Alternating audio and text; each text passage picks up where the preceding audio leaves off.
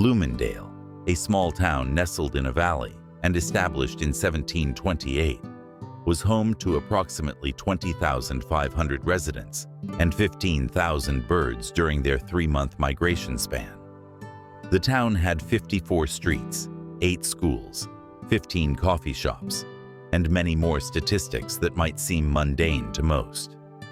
But to Harold Simmons, they painted the most vivid picture of his world. Each number told a story, a history, a pulse of the community. For Harold, Bloomingdale was nothing more and nothing less than its statistics. Every detail, however small, was a testament to the rhythm of life that surrounded him. Harold Simmons, now 56, had lived in Bloomingdale all his life. Happily married once, now amicably divorced, he had 1 grown child and 2 granddaughters. He spent his entire career as a quantitative analyst at a local environmental research firm, analyzing data on water quality, wildlife populations, and pollution trends. But as time passed, new technologies, AI, machine learning, and automated sensors began to take over the work he loved. Eventually, his position was cut as the company downsized. Harold was stunned. After giving his whole life to the company, they discarded him as though he were a relic. The severance pay was good, but it didn't ease the sting of betrayal. His family and friends convinced him to take some time off, to relax and make the best of this unexpected break. At first, Harold enjoyed the change of pace. During his time off, he briefly found comfort in his friend Luis, who stayed with him while working through some family issues.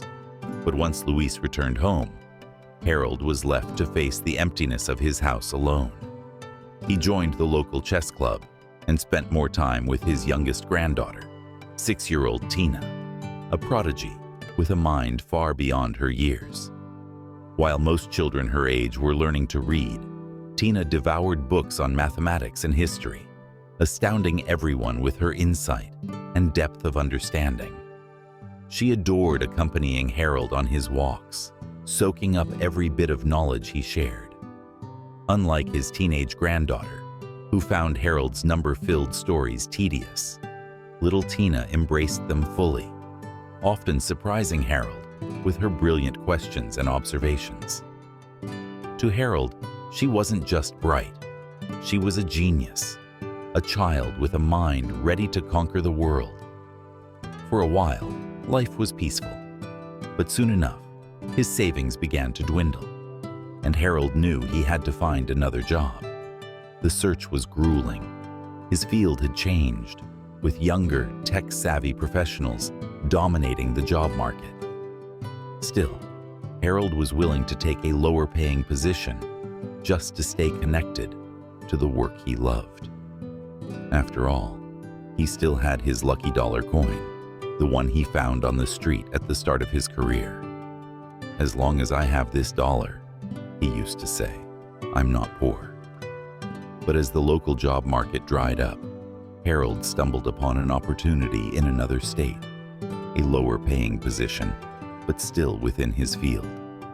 The prospect excited him, though the thought of leaving Bloomingdale and, especially little Tina, weighed heavily on his heart. Still, he applied for the job and was invited for an interview. Harold booked his flight and prepared everything the night before: a taxi, his documents, his suitcase. He even went to bed early, though sleep eluded him. His mind raced with thoughts of the interview and the possibility of starting over. He woke up with a start, his heart racing. The alarm hadn't gone off, and he was already hours late. Harold rushed through his routine, grabbed his suitcase, and bolted out the door. The taxi never arrived, and after several failed attempts to hail a cab, he sprinted to the bus stop just as the airport shuttle pulled up. Relief washed over him until he reached for his wallet and found it missing. He checked his pockets, hoping to scrape together enough change. $1 short.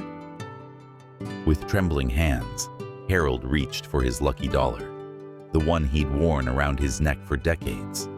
But when his fingers touched his chest, the chain was empty. The dollar was gone. It felt like a cruel twist of fate.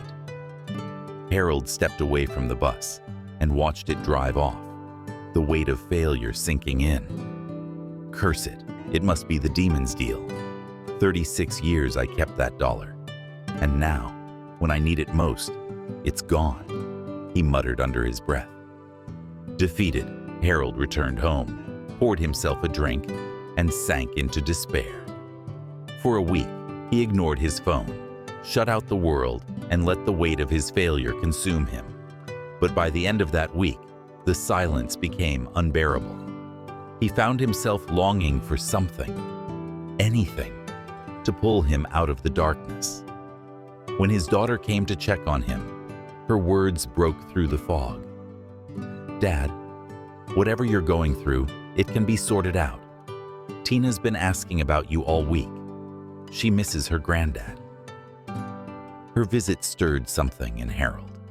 Maybe he wasn't ready to face the world, but he wasn't ready to lose it either. Perhaps it was for the best. After all, he wasn't sure about the job, and losing the interview didn't mean everything was over. But the dollar, that loss felt too symbolic. "I really want to see Tina," he admitted. That afternoon, Harold and Tina took their usual walk through Lumendale. "Look at the town hall, Tina," Harold said. "It was built 90 years ago. It took 4 years to finish, with over 300 workers." Tina's eyes widened. "That's a lot, Grandpa. My school was built in just a year, and it's just as big as the town hall." "That's because of modern technology," Harold replied. "Things don't take as much time or manpower as they used to. But now, new skills are needed, new approaches. Yeah, but my school already has mold by the windows, and it's only been standing for 5 years. The town hall doesn't have mold," Tina observed. "The quality of my school is way lower than that building from 90 years ago." Harold sighed. They continued their walk. "What do you remember about this bridge, Tina?" he asked as they approached the river. "It was built more than 200 years ago. 40 men worked on each arch. It took over 10 years to complete, and 4 workers died during construction." Harold beamed with pride. "That's right, my girl," he said. "But Grandpa," Tina continued, "our town is more than 300 years old. How did people get across the river before the bridge?" "They used ferries," Harold explained. "And what happened to the ferry workers after the bridge was built?" she asked. Harold paused, then answered softly, "They probably found new jobs, Tina. I guess I need to do the same now that my work isn't needed anymore." Tina squeezed his hand. "I know you're sad about it, Grandpa, but don't worry. You could be a math teacher. You're so good with numbers." Harold chuckled. "Who would I teach, sweetheart? I don't have the qualifications for university, and teaching at school would be too simple for me." "That's not true, Grandpa," Tina protested. "Kids at school are terrible at math. Sometimes it's really hard to explain things to them, even when they're older than me. You'd be perfect. You could teach them more than just math.